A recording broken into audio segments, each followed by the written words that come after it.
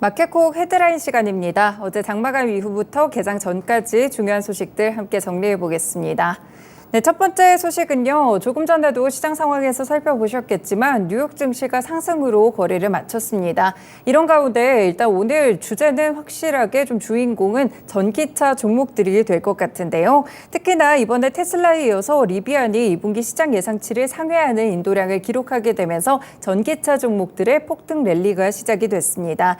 테슬라는 6.9% 정도 오르게 되면서 7%에 가까운 상승세로 거래를 마쳤고요. 리비안은 당사자로서 17% 폭등하는 모습을 기록하기도 했습니다. 리비안은 2분기까지 총 12,640대 차량을 인도했다고 밝혔는데요. 그래서 2분기까지 1, 2분기를 합쳤으면 2만 대가 넘는 차량들을 인도를 했었고요. 1년간 인도 대수로 5만 대 정도를 목표로 삼고 있습니다. 지난해 1년 2만 대를 인도를 했기 때문에 2.5배 규모로 풀이가 되고 있고요. 시장에서도 컨센서스를 10% 이상 상회하는 모습이 나타나고 있습니다.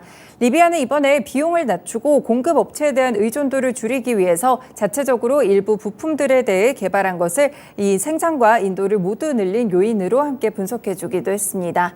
네, 관련 종목들 체크해 보셔야 될 것 같은데요. 사실 어제 테슬라가 인도량이 상당히 긍정적으로 나타나게 되자 2차 전지 배터리셀부터 소재 관련 종목들 일제히 상승하는 랠리를 펼치기도 했습니다.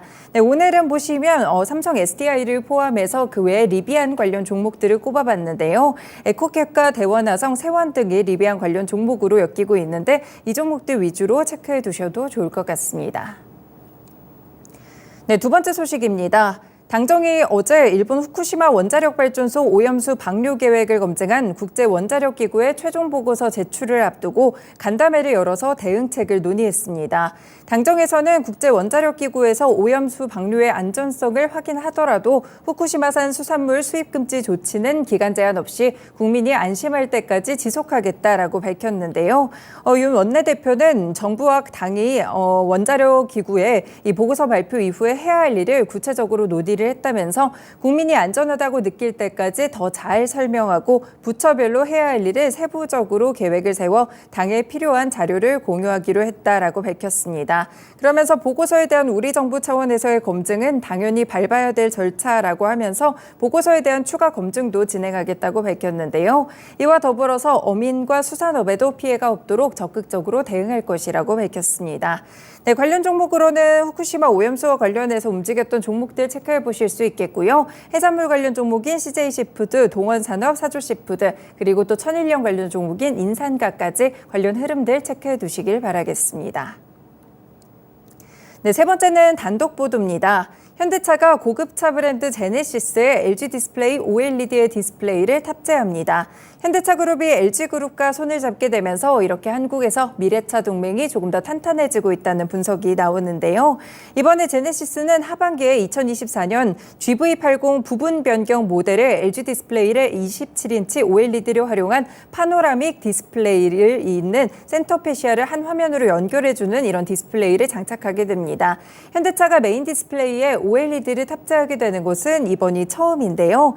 이 현대차는 삼성전자와 LG 디스플레이를 비롯해서 미래차 사업에서 최고 역량을 갖춘 기업들과 함께 손잡으면서 안정적으로 공급망을 꾸려나가고 있습니다. 지금 LG 디스플레이는 제네시스의 OLED를 납품하면서 차량용 디스플레이 사업에서 안정적인 수익 기반을 확보할 것으로 기대가 되고 있습니다.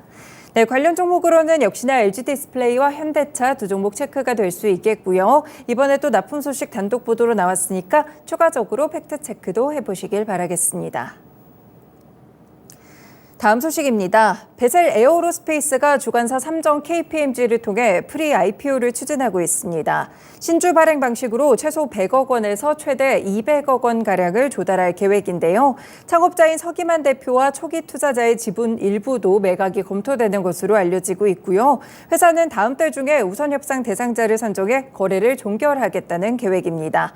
이 베셀 에어로스페이스는 국내 최초로 2인승 경량 유인 항공기인 KLA-100 개발에 성공했습니다. 성공한 곳인데요. 이 코스닥 상장 기업인 베셀의 항공기 사업 부문이 전신으로 보시면 되겠고요. 2019년 물적 분할에서 세워졌습니다. 베셀 에어로스페이스는 이르면 올해 하반기 코스닥 상장을 추진한다는 목표를 가지고 있는데요. 이 때문인지 이 뉴스 이후에 또 시간에 관련 종목들 함께 움직이는 모습이었습니다. 최근에 UAM 관련 종목들 몇 가지 이슈로 들썩이는 모습들이 있었는데 베셀을 포함해서 JC현 시스템, PC 디렉트까지 UAM 관련 종목들의 흐름 보시길 바라겠습니다. 다음 소식입니다. 카카오페이의 오프라인 가맹점 모집 과정에서 일부 모집 비용을 대신 지급한 혐의를 받고 있는 나이스 정보통신에 대해서 경찰이 압수수색에 나섰습니다. 나이스 정보통신은 지난 2021년 4월부터 지난해 12월까지 카카오페이의 오프라인 가맹점 모집 당시 모집 업무 하청을 받은 자사 대리점에 모집비를 대신 지불한 혐의를 받고 있는데요. 이 경찰은 카카오페이가 지불해야 할 모집비를 나이스 정보통신이 대신 지불한 정황을 포착하고 대가성 여부를 수사하고 있습니다. 이렇게 또 나이스 정보통신을 압수수색한 것과 더불어서 같은 혐의로 경기도 성남시 소재에 있는 카카오페이 본사도 어제 오전부터 수사관을 보내서 압수수색 영장을 집행한 바가 있습니다. 네, 관련 종목들 흐름 살펴보셔야겠죠. 카카오페이와 나이스 정보통신 두 가지 종목의 흐름도 오늘 살펴보시길 바라겠습니다. 네, 마지막은 공시인데요. 좀 체크를 해보셔야겠습니다. 웅진과 웅진 싱크백이 시간외에서 이 상한가를 도달하기도 했었는데 바로 이 공시 내용 때문인 것 같습니다. 웅진 싱크빅이 월트 디즈니 컴퍼니의 IP 사용 라이센스 계약 체결을 발표를 했는데요.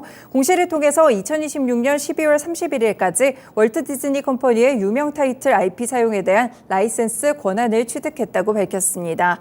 웅진 싱크빅 측은 해당 IP를 활용해서 국내, 베트남 그리고 대만 시장에서 증강현실 콘텐츠를 제작하고 모바일 어플리케이션을 개발하고 실물 마커 제작이나 도서 출간, 관련 마케팅과 프로모션을 진행할 계획이라고 밝혔는데요. 이 소식 이후에 웅진과 웅진 싱크빅 시간외에서 상한가에 도달하는 모습이었습니다. 정규장까지 흐름 이어질지 장 이후에 체크해 두시면 될 것 같습니다.